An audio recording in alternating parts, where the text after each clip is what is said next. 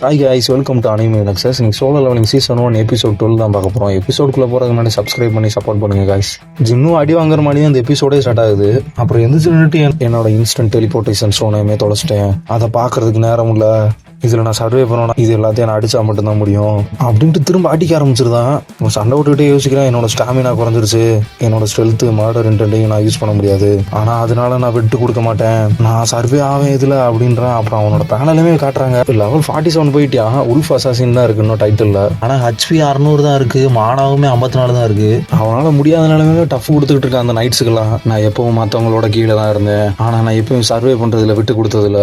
அவனால முடியல, மயக்கம் போடுற மாதிரி போகிறேன். அப்புறம் அந்த ஹண்டர் ஸ்கூல்ல இருந்து கிம்மும் பார்க்கும் பேசுறது கேக்குது. இப்போ நான் வீக்கஸ்ட் ஹண்டர்னு சொன்னதுதான். அப்புறம் சாங்க என் பக்கத்துல வராப்புல, போதும் உன்னால முடிஞ்சதோட நீ அதிகமாக பண்ற. அந்த ஜோகியோட சவுண்டுமே கேக்குது. அவர் சொல்றது கரெக்ட் தான், போதும் ஜின்னு அப்படிங்கிறான். அவனும் விட்டுலான்ற அளவுக்கு போறான். அப்புறம் பின்னாடி ஏதோ வாய்ஸ் கேக்குது, உனக்கு என்ன கிடைக்குமோ அதான் கிடைக்கும் அப்படின்ற மாதிரி. பார்த்தா அவனோட பாஸ்ட் தான், நீ ஒரு ரேங்க் ஹண்டர், ஆனா இப்ப பாரு நீ எவ்வளவு தூரம் வந்திருக்கன்னு. இது போதும் தானே ஜின்னு அப்படின்னு அவனை ஏத்தி விடுற மாதிரியே இருக்கு. அப்புறம் சேர்மனை காட்டுறாங்க, தேர்ட் ஜீசு ஐலாண்ட். என்னோட உடம்பு இப்பயும் காம்பாக்டுக்கு செட் ஆகாது, அதனாலதான் நான் போல, நீ எப்படி அப்படின்னு ஊவா கேட்கிறாரு. ஊவுமே அதுக்கு நான் இருந்தேன் பெர்மிட்டர் செக்யூரிட்டியா. அப்புறம் சேர்மனுமே சொல்றாரு, அங்க நிறைய பேர் இருந்தாங்க, அதுல இருந்து தப்பிச்சு வந்தவங்களும் நிறைய காயத்தோட தான் வந்தாங்க. அந்த தழும்பு இன்னும் ஹண்டர்ஸ்க்கெல்லாம் இருக்கு, ஆனா எல்லாரும் அந்த வழியில இருந்து வெளியே வரணும், இல்லைன்னா அழிவு தான் வரும். அப்புறம் அங்க கட் பண்ணி ஜின்னுவை காட்டுறாங்க. அவனோட பாஸ்ட் அவனை பார்த்து இது உண்மையிலே நான் தானா, எனக்கே என்ன அடையாளம் தெரியல, வந்திருக்கேன், நல்லா சேஃப்லயும் இருக்கேன், ஸ்ட்ராங்காவும் இருக்கேன், உருவம் மட்டும் தான் மாதிரி இருக்கு, ஆனா உள்ள நான் இன்னும் வீக்கா தான் இருக்கேன். இதெல்லாம் பார்த்தா நான் திரும்ப சாக போற மாதிரியே இருக்கு. கரெக்டா அந்த டயத்துல ஒரு நைட் அவனை அட்டாக் பண்ணதுல என்கிட்ட போய் விழுந்துருதான். அப்புறம் திரும்ப அவங்களோட பாஸ்ட் அவன்கிட்ட பேசுது, சன் ஜின்னு எப்பயுமே நீ ஹண்டர் தான், இந்த உலகத்துல அவனுக்கு என்ன இடம்னு தெரியாம கனவு காண்ற ஒருத்தர் நீ, வாய் மூடுன்ட்டு ரியாலிட்டிக்கு வந்துருதான். ஆனா அந்த டைம் ஒரு நைட் மண்டையை பிடிச்சி தலையில அடிச்சிருது. அது அடிச்சதுல அவனுக்கு சுயநிலைவே போற மாதிரி இருக்கு. லாஸ்ட் ஜின்னுவும் அவன் கண்ணுக்கு தெரியுது, உனக்கு புரியுதா நீ இன்னும் எவ்வளவு ஸ்ட்ராங் ஆகணும்னு, நீ ஒன்னவே நீ கொண்டுகிட்டு இருக்க. ஜின்னுவுமே அவன் பேசலாம் கேட்டுட்டு, இதுக்கு முன்னாடி நடந்த மாதிரியா இதுவும், அதுக்கப்புறம் என்ன நடக்கும், அந்த டைத்துல கொஸ்டும் ஓப்பன் ஆகும், டெய்லி கொஸ்டோட டைம் முடிய போகுது. அப்புறம் பாஸ் ஜின்னு அவங்க இன்னும் உன்னை சாக விடக்கூடாதுன்னு நினைக்காங்க போலயே அப்படிங்குது. அந்த நேரத்துல அந்த நைட் அவனை அட்டாக் பண்ண வருது. கரெக்டா கொஸ்ட் டைம் முடிஞ்சுன்னு பெனால்டி ஜோனுக்கு வந்துருதான். அவனும் கரெக்டான டயத்துல இந்த பெனால்டி ஜோன் தான் என்னை காப்பாத்திருக்கு. அப்புறம் அந்த சிஸ்டம் குட் லக்னு சொன்னதை யோசிச்சு பார்த்துட்டு அந்த கொஸ்ட் ரொம்ப கஷ்டமா இருக்கும், இல்லைன்னா என்ன சர்வே பண்ண வச்சு என்கிட்ட இருந்து இன்னும் எதிர்பார்க்குதான். சரி என்னமோ இருந்துட்டு போகுதுன்ட்டு ஸ்டோர்ல இருந்து ஹீலிங் போர்ஷன் எடுக்கிறேன். அப்புறம் என்னோட டைனஸ் 90க்கு மேல போனதுல, ஆனா இப்ப ரொம்ப மோசமா இருக்கு அப்படின்னு குடிக்கேன். அப்புறம் ஹீலிங் போர்ஷன் குடிக்கேன். அப்புறம் ஒரு நோட்டிபிகேஷன் வந்து, நீங்க ரொம்ப இன்ஜுரியா இருக்கீங்க, இந்த போர்ஷனால அதை ஹீல் பண்ண முடியாது அப்படின்னு வருது.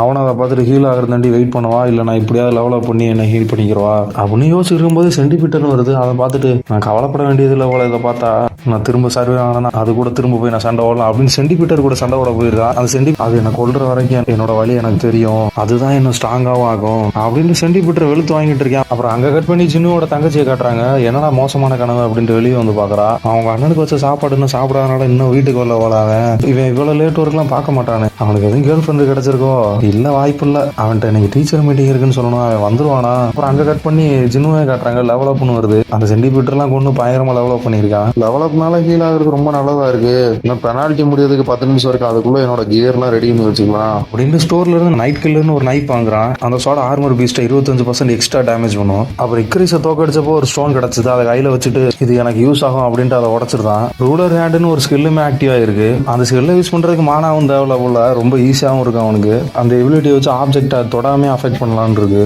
அதைத்தானே அவனும் பண்ணியா அப்படின்னு ஸ்வாட் எடுத்ததை நினைச்சு பாக்குறியா. அப்புறம் சென்டிமீட்டர் பிடிச்சி இழுக்க பாக்குறியா, நோட்டிபிகேஷன் வந்துருது இவ்வளவு லார்ஜ் எல்லாம் தூக்க முடியாதுன்னு. அவனுமே இந்த மாதிரி பெரிய சைஸ்ல நான் தூக்க முடியாது போல அப்படின்னு நினைக்கான். இந்த ப்ரிப்பரேஷன் போதும், இனிமே வரதான லக்கு தான். அப்புறம் பெனால்டிஸும் டைமே முடிஞ்சிருது. அந்த டஞ்சனுக்கே வந்துருதான். பார்த்து ரொம்ப நேரம் ஆச்சு, இப்ப நிறைய பேர் இருப்பீங்க இங்க.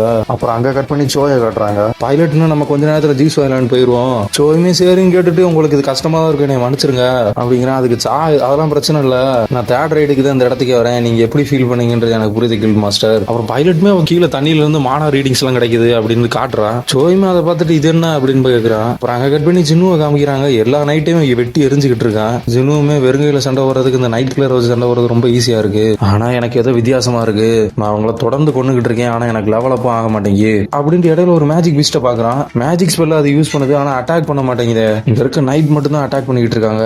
அப்புறம் அதுக்கு பின்னாடி பார்த்தா அதுதான் நைட் வர்றதுக்கு போர்ட்டலே ஓபன் பண்ணிருக்கு. ஜின்னுவுமே அதை பார்த்துட்டு இதை கொள்ளலைன்னா எனக்கு எந்த எக்ஸ்பீரியன்ஸ் கிடைக்காது அப்படின்னா என்னோட டார்கெட் அதுதான் அப்படின்னு தவிட்டு அவன் கட்டி தூக்கி எறியா ஒரு மேஜிக் பீஸ்ட்டை கொண்டுருதான். அது ஓப்பன் பண்ண போர்ட்டல்ல இருந்து வந்து நைட்டுமே காலியாகிட்டாங்க. ஜின்னுவுமே நான் நினைச்ச கரெக்ட் தான், அப்ப நான் அந்த மேஜிக் பீஸ்ட்டை தான் கொள்ளணும் அப்படின்ட்டு அவன் ஸ்டெல்த் பவர் யூஸ் பண்ணி மேஜிக் பீஸ்டெல்லாம் கொள்ள ஆரம்பிக்கிறான். அப்படியே நைட் சேமே சல்லி ஆகுறான். எல்லா மேஜிக் பீஸ்டையும் கொண்டு அந்த மூணு மேஜிக் பீஸ் தான் இருக்கு. ஆனா அது மூணு சேர்ந்து ஒரு மேஜிக் யூஸ் பண்ணி அந்த நைட்ஸ் எல்லாம் ஒரு கோலம் மாதிரி பெருசாகுது. அதுக்கு மேல இருக்க விளக்குல ஏறி போய் விளக்க தட்டி விடுறான். அது மேலே அந்த விளக்கம் விழுகுது. அவனுமே அந்த பெரிய பீஸ்ட்டை கொள்றது வேஸ்ட் தான், அந்த மேஜிக் பீஸ்ட்டை தான் கொள்ளணும்னு அதை பார்த்து போயிட்டு இருக்கான். அந்த கோலமா அவனை அட்டாக் பண்ண வருது. அதுல இருந்து எஸ்கேப் ஆகி அந்த 3 மேஜிக் பீஸ்டையும் சொல்லி முடிச்சிருந்தான். ஆனா அந்த பெரிய சைஸ் நைட் காலி ஆகல. அவனுமே நான் இதை உருவாக்கினவனே கொண்டுட்டேன், இது என்னடா போல அப்படின்னு பாக்குறான். அவனோட நைட் கிளர் யூஸ் பண்ணி அதையுமே காலி பண்ணிடுறான். ஆளுமே ரொம்ப களைச்சு போயிருக்கான். 4.5 மணி நேரம் அதுல சண்டை ஓட்டனால. அப்புறம் நோட்டிபிகேஷன் வருது, எல்லா மார்க்ஸையும் டிஃபீட் பண்ணிட்டேன், ஜாப் சேஞ்ச் கோர்ஸ் கம்ப்ளீட் ஆயிருச்சுன்னு. ஜினு அதை பார்த்துட்டு முடிஞ்சா அடுத்து என்ன என்னோட பெர்ஃபார்மன்ஸ் வச்சு ஏதாவது நல்லதா கிடைக்கும் அப்படின்னு நினைக்கிறேன். ஆனா நோட்டிபிகேஷன் அனலைஸ் கம்ப்ளீட் ஆயிருச்சு. பிளேயர் எந்த பக்கம் போனாலும் சாவு அவனை தேடி வரும். பிளேயர் போற பாதவெல்லாம் பணமும் ரத்தமுமா தான் இருக்கும். அப்புறம் அவன் யாரையும் நம்பாம தன்னோட சக்தியில தான் மேல வருவான். நீ ஸ்ட்ராங்கா இருக்கனால உனக்கானது உன தேடி வரும். மரணத்தோட பள்ளத்தாக்குல கோஸ்ட் எல்லாம் இருக்கு. அந்த கோஸ்ட்டுமே சேட ஆர்மியா மாதிரி அந்த பிளேயர் சொல்ற ஆர்டர் கேட்டு தான் நடக்கும். பிளேயர் என்ன சொல்றோம்னா அதை மட்டும் தான் செய்யும். ஜின்னும் அதெல்லாம் பார்த்துட்டு என்னது என்ன இலவிடாது, என்னோட ஜாப் நீக்ரோமான்சர்னா ஆவிய கூட பேசுறதுங்க. நெக்ரோமான்சர் எல்லாமே மேஜிக் டைப்பை சேர்ந்தவங்க. செத்து போன மான்சர் எல்லாம் சமன் பண்ணி அதை வேலைக்காரனா வச்சுக்கிருவாங்க. ஆனா நான் அசாசின் மாணி பக்கத்துல இருந்து சண்டை ஓடுறது எனக்கு கரெக்டா இருக்கும். என்னோட ஸ்ட்ரென்த் தான், அதுதான் என்னோட ஸ்கில்லுக்குமே செட் ஆகும். அவங்க எல்லாம் சண்டை ஓட விட்டு நான் பின்னாடி போயினா இது எல்லாமே வேஸ்ட் ஆயிருமே அப்படின்னு யோசிச்சுட்டு இருக்கும்போது நோட்டிபிகேஷன் வருது, இதை அக்செப்ட் பண்றீங்களா இல்லையான்னு. எஸ் ஆர் நோவா, நான் ரிஜெக்ட் பண்ணவா, என்னோட கிளாஸ் நெக்ரோமெடுக்கு நான் சேஞ்ச் பண்ணனா அது எனக்கு யூஸ் ஆகுமா இல்ல வேணாம் அப்படின்னு நோ கொடுக்குறான். திரும்பி வேற நோட்டிபிகேஷன் வருது, நெக்ரோமான்சர் இது ஒரு ஹிடன் கிளாஸ் ஆனது, இன்னமும் வேணாமா அப்படின்ட்டு திரும்பி அக்செப்ட் பண்றீங்களா இல்லையான்னு எஸ் ஆர் நோ வருது. அவனு என்ன வேணும் தெரியாம மண்டையை சொரிஞ்சுக்கிட்டே நடக்கிறியான். இதை பார்த்தா ஏதோ ஸ்பெஷல் பவர் மாதிரி இருக்கு. நெக்ரோமான்சர் என்கிட்ட அந்த பவர் இருந்துச்சுன்னா அப்படின்னு யோசிச்சுட்டு இருக்கும்போது அங்க இருக்க நைட் பீஸ்ட் எல்லாம் பார்த்துட்டு அந்த மேஜிக்கே சமனிங் பண்றதுதான். அந்த ஆர்மியை சமன் பண்ணா அவங்களும் அந்த ஆர்மி அளவுக்கு பவர் இருக்கணும். இது மட்டும் இல்ல, நான் இதுக்கு முன்னாடி சண்டை ஓட்டதுமே நான் ஏற்கனவே சண்டை ஓட்ட மாதிரி இருந்துச்சு. இதுதான் ஜாப் சேஞ்சிங் குஸ்டா இல்ல இது எல்லாமே ஒரு அரேஞ்ச்மெண்டா, சிஸ்டம் தான் எல்லாத்தையும் இது பண்ணுதா? இது இன்ட்ரெஸ்டிங்கா தான் இருக்கு. இவங்க எல்லாருமே அவங்க இதுல ஒரு ஸ்ட்ராங்கானவங்க தான். ஆனா நான் அப்படி இல்ல. நெக்ரோமென்ஸ் எல்லாம் முன்னாடி சண்டை ஓடக்கூடாதுன்னு எதுவும் சட்டம் இல்ல. நான் அத்தனை ஆர்மியை சமன் பண்ணும்போது எனக்கும் அவ்வளவு பவர் இருக்கும். அப்போ இந்த சேட் ஆர்மி இன்னும் கொஞ்சம் தான் என்ன ஸ்ட்ராங் ஆகும். அப்படின்னா இனிமே நான் மட்டும் தனியா லெவல பார்க்க மாட்டேன் அப்படின்ட்டு எஸ் அமைக்கிறேன். அப்புறம் அங்க கட் பண்ணி சேர்மனே யூவையும் காட்டுறாங்க. அவர் சேர்மன் பேசுறாரு, ஜோயா அவன் டீம் நேரம் அங்க போயிருப்பாங்க, சாரிப்பா லேட் ஆயிருச்சு, நீ இருக்கனால கொஞ்சம் சந்தோஷமா என்னால பேச முடியுது அப்படின்றான். அப்புறம் அங்க கட் பண்ணி திரும்ப ஜின்னுவே காட்டுறாங்க. அவனுக்கு ஒரு நோட்டிபிகேஷன் வருது, உங்க ஜாப் கன்ஃபார்ம் ஆயிருச்சுன்னு. நீங்க எவ்வளவு பாயிண்ட் வச்சிருக்கீங்களோ அதை பொறுத்து நீங்க சமணம் பண்ணலாம். நீங்க உங்களோட சர்வே டைமே தாண்டிட்டீங்க. டெலிபோர்டேஷன் ஸ்டோன் யூஸ் பண்ணாதனாலுமே போனஸ் பாயிண்ட் கிடைச்சிருக்கு. அப்புறம் 50% ஹெச்பி இருக்கிறதுக்கும் போனஸ் பாயிண்ட் கிடைச்சிருக்கு. அப்படி இப்படின்னு போனஸ் பாயிண்ட் கிடைச்சிக்கிட்டே இருக்கு. அவன் பவர் ஏறுறதுமே தாறுமாறா இருக்கு. அப்புறம் பவர் கிடைச்சு கீழே வந்து நிக்கிறான். அவனுக்குள்ள ஏதோ ஷேடோ இருக்க மணியும் இருக்கு. அப்புறம் திரும்ப இன்னொரு நோட்டிபிகேஷன் வருது, உங்க ஜாப் சேஞ்ச் ஆயிருச்சு, நெக்ரோமான்சர்ல இருந்து ஷேடோ மனார்ஸுக்கு பாத்துன்னு. அவனை அதை பார்த்துட்டு நான் ஏற்கனவே இன்னொரு கிளாஸ் போயிட்டேனடா, நான் அவ்வளவு பாயிண்டா எடுத்தேன், புதுசா ஒரு கிளாஸ்க்குள்ள இருக்கு, 10 எபிலிட்டி பாயிண்ட் இருக்கு, அப்புறம் புது டைட்டிலுமே இருக்கு. அப்ப என்னோட ரிவார்ட் ரெடி ஆயிருச்சுன்னா என்னோட கொஸ்டின் முடிஞ்சிருச்சு தானே, ஜாப் சேஞ்ச முடிச்சிட்டேனா அப்படின்னா அவன் யோசிச்சுட்டு இருக்கும் போது அங்க இருக்க நைட் பீஸ்ட்ல இருந்து ஏதோ ஷேடோ மாதிரி வருது. அவனுக்கு ஏதோ சவுண்ட் கேட்கற மாதிரி இருக்கு, யாரோட வழியெல்லாம் கேட்கற மாதிரி இருக்கு.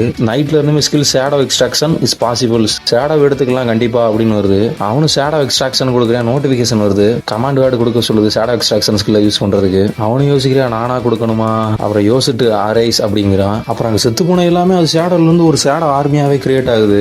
அவனும் சிரிச்சுட்டு இது வேற லெவல்ல இருக்கே. அப்புறம் நோட்டிபிகேஷனுமே வருது, ஷேடோ எக்ஸ்ட்ராக்ஷன் ஷேடோ ஸ்டோரேஜ்னு வருது. இவனோட மானாவை ட்ரெயின் பண்ணி தான் அந்த ஷேடோ சோல்ஜரே கிரியேட் ஆகும் போல. அப்புறம் அந்த ஷேடோலாம் வச்சிருக்கவங்க எப்ப எங்கனாலுமே அதை சமன் பண்ணலாம்னு இருக்கு. அதை பார்த்துட்டு அப்ப இது எல்லாமே ஷேடோ சோல்ஜரா, நான் கொஞ்சம் ஜாக்கிரதையாவும் இருக்கணும், எக்ஸ்ட்ராக்ட் பண்ணும்போது தப்பாச்சுன்னா ஸ்ட்ரென்த்தை வச்சுதான் இருக்கு, எல்லாமே என்னோட ஸ்ட்ரென்த்தை வச்சு தான் நான் எப்பயும் டார்கெட் பண்ணணும். எனக்கு மேஜிக் பீஸ்டும் நைட் பீஸ்டும் கிடைச்சிருக்கு. அப்புறம் இதுக்கும் டிஃபரெண்ட் ரேங்குமே இருக்கா.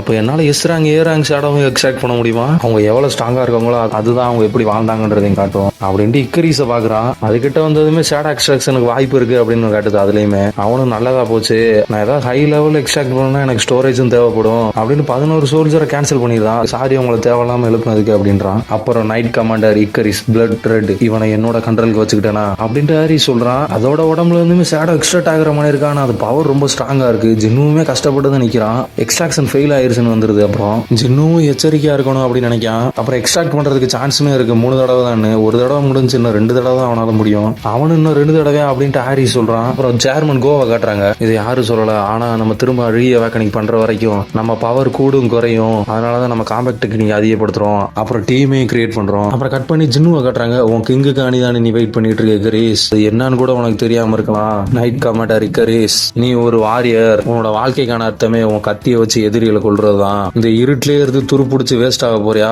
அந்த சிம்மாசனத்தை பாதுகாத்துக்கிட்டு இருந்தேன், எப்போ போயிட்டியா? உன்னை தோக்கடிச்சனா உன் முன்னாடி இருக்கேன், எனக்கு கீழே வேலை செய் ஹாரிஸ் அப்படிங்கிறியா. இக்கரிஸ் எக்ஸ்ட்ரா காகிட மாதிரி இருக்கு. திரும்ப சேர்மன் கோவையே காட்டுறாங்க. அதனால தான் நான் அதை எப்பயுமே கற்பனை செஞ்சு பாக்குறேன். அப்புறம் திரும்ப ஜின்னு சைடவே காட்டுறாங்க. இக்கரிஸுமே எந்திரிச்சு நிக்குது. அது எந்திரிச்சு நிக்கிற சீனே வேற லெவல்ல காட்டுறாங்க. ஒரு நோட்டிபிகேஷன் வருது, shadow extraction is successful. Shadow extraction நல்லபடியா முடிஞ்சு ரேங்க் 11ல இருக்கு. அப்புறம் அதுக்கு ஏதாவது பேர் வைக்க சொல்ல நோட்டிபிகேஷன்ல. அப்புறம் திரும்ப சேர்மன் கோவே காட்டுறாங்க. நான் எப்பவுமே ரியாவாக்க நீங்க எப்படி இருக்குன்றத நான் யோசிக்கிறேன். அப்புறம் ஜின்னுவே காட்டுறாங்க. உன் பேரு இக்கரிஸ் அப்படிங்கிறான். இக்கரிஸ் கூட கஷ்டப்பட்டு சண்டை ஓட்டேன். இப்ப இக்கரிஸே ஒரு வேலைக்காரன் ஆகிட்டான். நம்ம நினைச்சதெல்லாம் தடுக்கிற மாதிரி ஒருத்தன் பிறந்திருப்பான். அவனே போதும் இன்னொரு நியூ கில்ட் லைட்டுக்கு. ஏன் இப்ப கூட அவன் பிறந்திருக்கலாம். அந்த டயத்துல இக்கரிஸ் மத்த நைட்ஸுமே ஜின்னு முன்னாடி வந்து மண்டிடுறாங்க. ஜின்னுமே நீங்க எல்லாரும் இனிமே என் கூட தான் அப்படிங்கிறான். அப்புறம் அங்க கட் பண்ணி சோயோட டீமை கட்டுறாங்க. அவன் அங்க இருக்கிறத பார்த்துட்டு இங்க என்ன நடக்குது கில்ட் மாஸ்டர் அப்படின்னு கேக்குறான். சோய் அதுக்கு எனக்கு தெரியல, இதுக்கு முன்னாடி இப்படி நடந்தது இல்ல அப்படின்ட்டு அந்த எருமை காட்டுறாங்க. ஃபர்ஸ்ட் எபிசோட்ல காமிச்சதுதான். ஆனா இப்ப இதெல்லாம் வளர்ந்துகிட்டு இருக்கு அப்படிங்கிறேன். அப்படியே இந்த எபிசோடும் முடியுது, இந்த சீசனும் முடியுது. நெக்ஸ்ட் எபிசோட்ல பார்ப்போம் guys.